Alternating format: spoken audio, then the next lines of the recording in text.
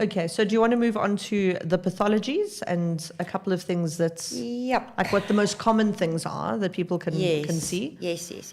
Okay, I think one of the most common things, and that's very much breed related, are your what we call malocclusions. Okay, and the most common one is the parrot mouth. Most horses are actually slightly parrot mouth.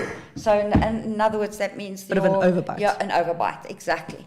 But I'll step in with the common terminology, Hildegard. Yeah. What happens then is if your maxilla is too long relative to your mandible, you have an overgrowth, in other words, a hook that forms on your first premolar and a big ramp that forms on your last molar, mandibular molar. And that actually then prevents normal movement of the jaw, and it actually just exacerbates itself. It gets worse and worse and worse. Exactly. So now what we then need to do is obviously take that off. But again, now that's where the danger comes in. They reckon one shouldn't take out more than 4 millimeters. 4 millimeters? Of tooth at a time. Because of the risk of entering the pulp cavity. Just explain to me, I'm assuming, seeing as we are rasping things off, horses don't have a nerve in their No, they do. They do.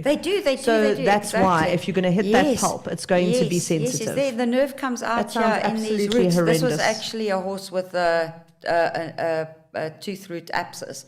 And look, that tooth looks perfectly normal. But it did actually, this we found on radiographs, obviously, and it had a sinusitis. So by rasping a bit off, you give the pulp enough time to recede.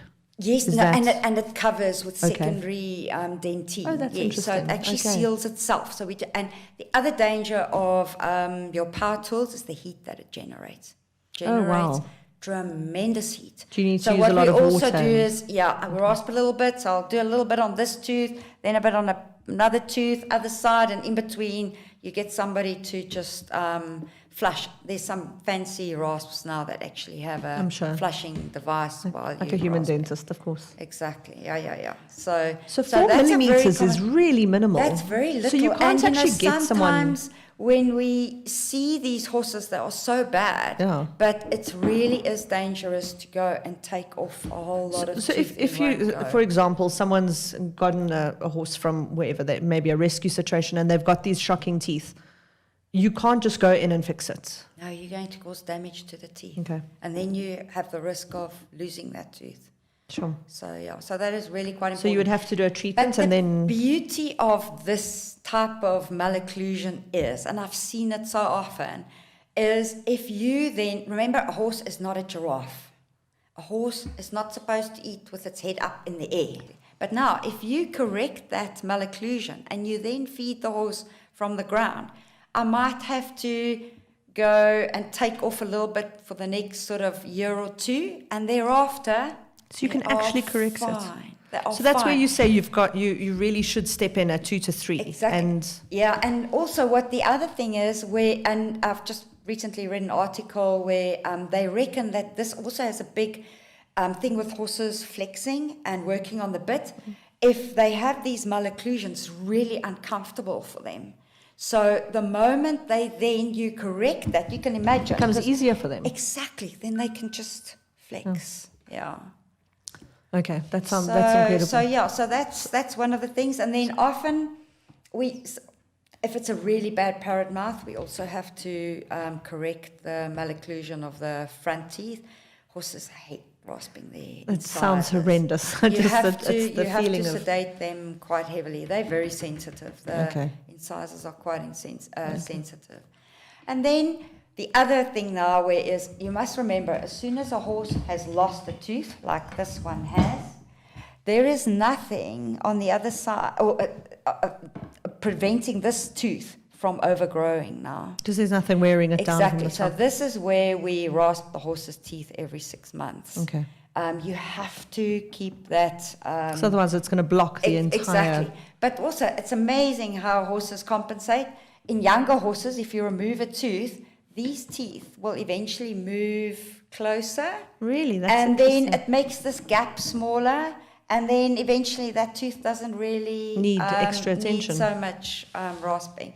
The rate of growth also sort of slows down, you know, Okay. obviously as they age. So then it's not such a big problem with older horses. But in your young horses, it's amazing how much that tooth. I've actually opened up horses' mouths where you can't even get the rasp in. No. That's how much. And you think, how can this horse eat? Our next thing in our older horses is infundibular caries. Now that's actually a very interesting thing. Okay.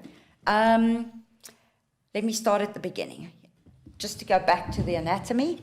Remember, horses have, I said to you, they've got deciduous teeth on these, but these teeth are the permanent teeth. These are the one and only ones they have. This first premolar is the oldest tooth in the horse's mouth, and it erupts and forms at about age 1. And then it's a common tooth where we start seeing this caries in the infundibulum. These teeth actually, there's a nice one.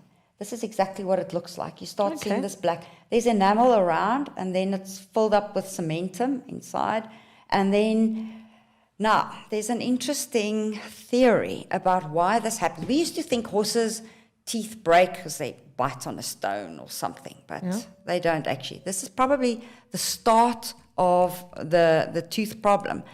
But they've actually taken it back to young horses between age 1 and 2. This is still a theory. It hasn't been 100% proven, but they've been extrapolating from human dentistry, where these horses could be exposed to viral infections, That's really any infections, interesting. whatever. Wow. And that actually, because in the primordial tooth is still, because they don't have these molars, they still in their sockets, their primordial teeth, and they get affected, just like antibiotics affect children's teeth.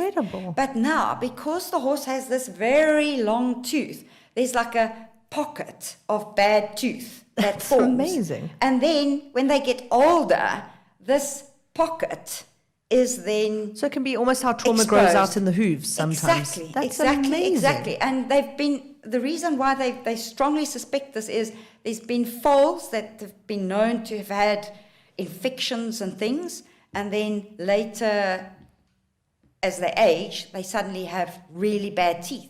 They have good teeth up to a point when you start getting these. And you've forgotten about what happens to them as a formed young horse. Teeth, exactly. That's really interesting. So this infundibular caries is now also one of the hot topics, and because often these teeth then fracture.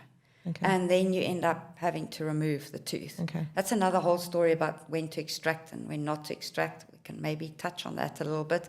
We always have these discussions with insurance companies.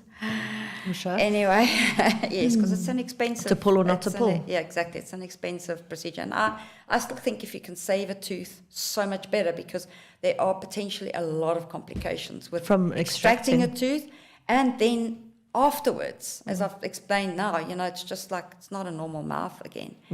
But anyway, so what they started doing now is they've been filling it with a resin. Yeah. We're doing horse fillings. Exactly. They even do pulp cavities now. That's amazing. Yes. They do endodontics even. So that's a common thing we see in the older horses. And when you then, say of course, older, what age? About 12-ish. Okay. Yeah. So something to be aware of. Yeah. Yeah. And it's most commonly in that first premolar. That's so where it interesting. starts. Yeah.